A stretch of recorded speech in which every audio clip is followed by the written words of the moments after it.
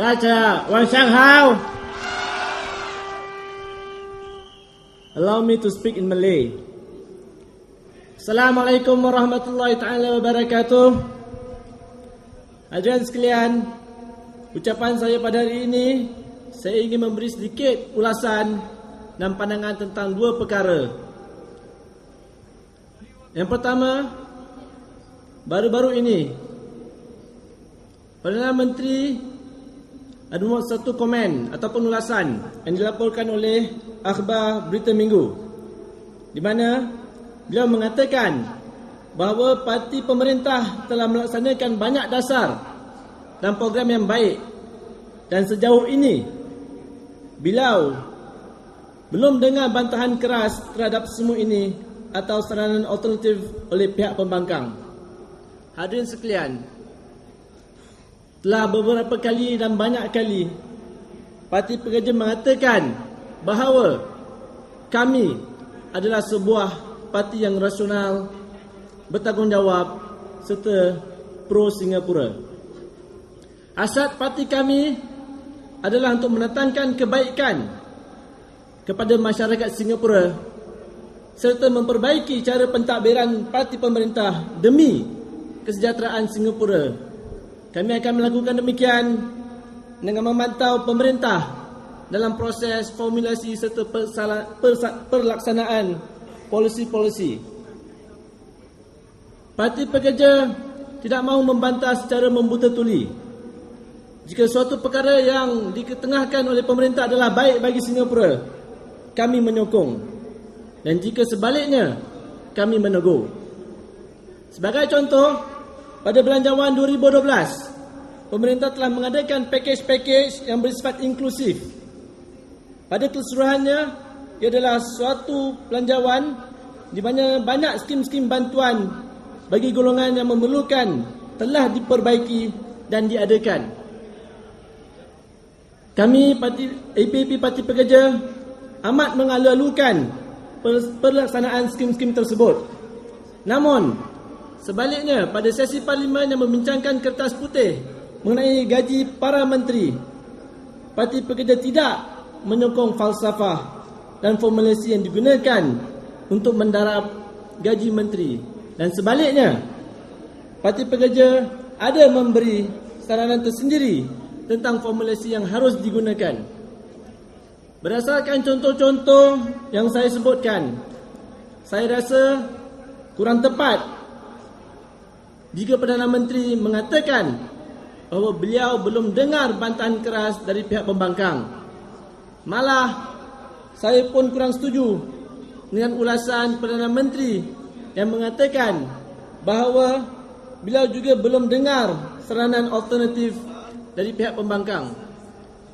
Hadirin sekalian, pada ucapan saya Sabtu lalu, saya telah berkongsi akan saranan-saranan berkaitan dengan work-life balance atau keseimbangan pekerjaan dan berkeluarga.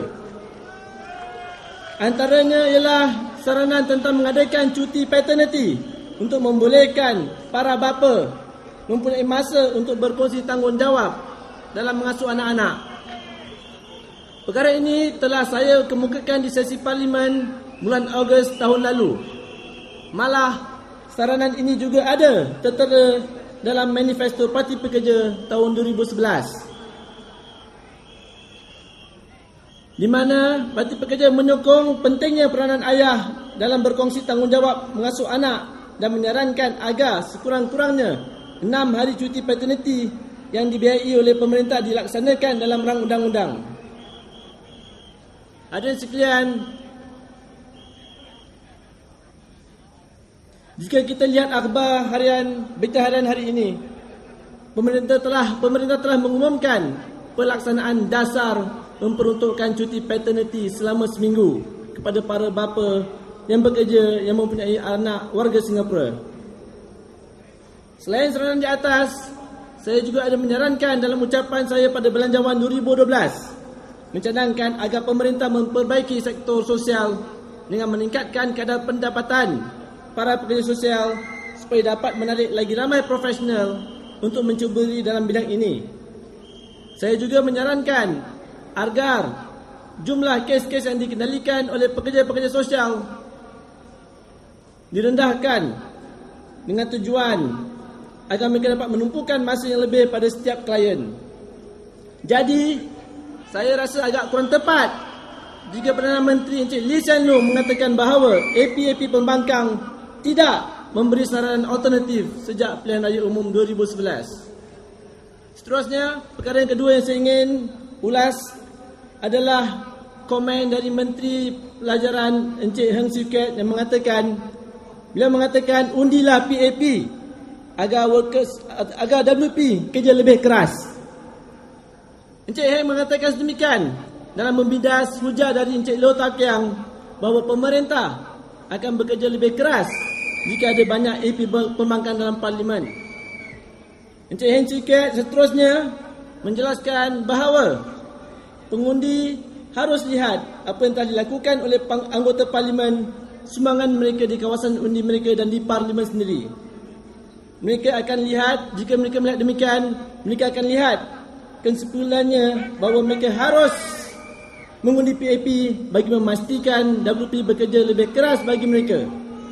Atas saranan Encik Heng Swee Keat ini, saya menyuruh para pengundi Punggol East agar sendiri bertanyakan kepada keluarga, saudara atau teman anda yang tinggal di Aljunied GRC, sama ada selepas sampai 20 bulan parti pekerja mengambil alih, adakah mereka akan terus memberi sokongan kepada WP atau mereka telah merasa kesal kerana telah mengundi WP. Apa yang saya boleh katakan pada Encik Heng Swee Keat, tidak perlulah beliau pandai-pandai untuk membuat satu kesimpulan. Pengundi di Punggol East ini sendiri boleh membuat kesimpulan dengan hati dan akal mereka sendiri. Oleh itu, saya ingin menyeru agar para penduduk Punggol East datangnya 26 hari bulan Januari, anda undilah Encik Lee Li Lian, undilah Parti Pekerja. Fellow Singaporean, let me have a short speech in English. It was reported in the media a few days ago that PM Mr. Lee Hsien Loong mentioned that opposition MPs elected in 2011 have neither objected to the government's agenda nor offered alternative proposal of their own. As repeatedly mentioned by Workers' Party, we are a rational, responsible and a pro-Singapore party. It simply means that WP's MP will only object government's agenda if we find it irrational, irresponsible and non-pro-Singapore. Voters and fellow Singaporeans, today, the government announced new packages and schemes in an effort to boost procreation. One of the schemes introduced is paternity leave. Now, working fathers, including the self-employed, will get 1 week of government-paid paternity leave. This issue I've shared in my last Saturday speech, that I've highlighted this issue in Parliament in August last year, where I asked whether the government intends to legislate paternity leave of at least 6 days. Indeed, this particular proposal is also inside WP Manifesto 2011.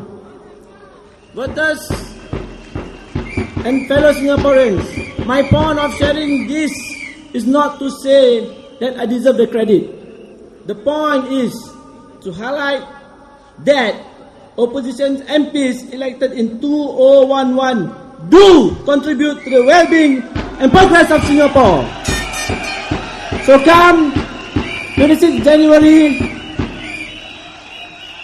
touch your heart, be sincere, vote for the sincere candidate Lee Li Lian. Vote for the Workers' Party. Thank you.